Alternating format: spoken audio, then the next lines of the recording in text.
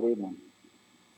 Today, our fellow citizens, our way of life, our very freedom came under attack in a series of deliberate and deadly terrorist acts.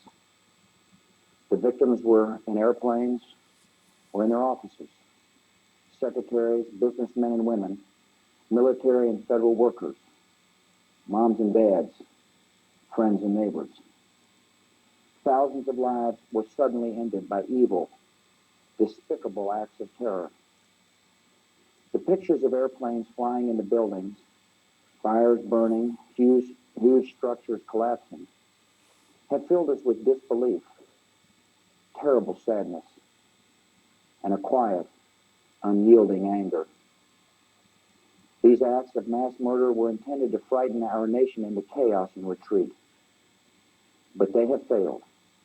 Our country is strong. A great people has been moved to defend a great nation. Terrorist attacks can shake the foundations of our biggest buildings, but they cannot touch the foundation of America.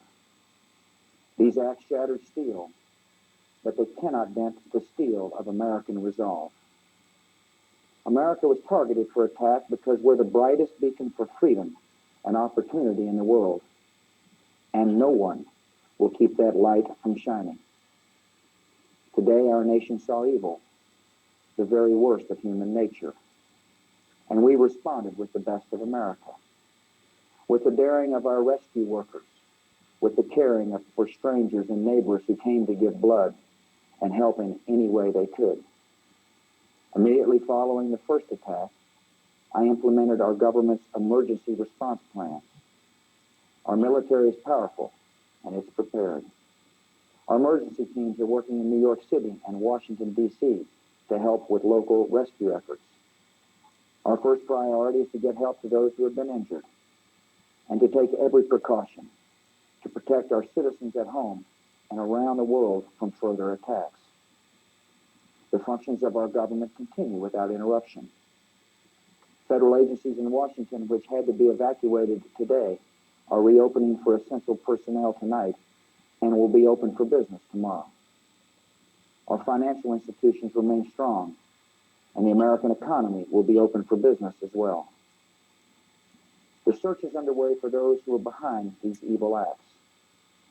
I've directed the full resources of our intelligence and law enforcement communities to find those responsible and to bring them to justice. We will make no distinction between the terrorists who committed these acts and those who harbored them. I appreciate so very much the members of Congress who have joined me in strongly condemning these attacks. And on behalf of the American people, I thank the many world leaders who have called to offer their condolences and assistance. America and our friends and allies join with all those who want peace and security in the world, and we stand together to win the war against terrorism. Tonight I ask for your prayers for all those who grieve, for the children whose worlds have been shattered, for all whose sense of safety and security has been threatened. And I pray they will be comforted by a power greater than any of us, spoken through the ages in Psalm 23. Even though I walk through the valley of the shadow of death, I fear no evil, for you are with me.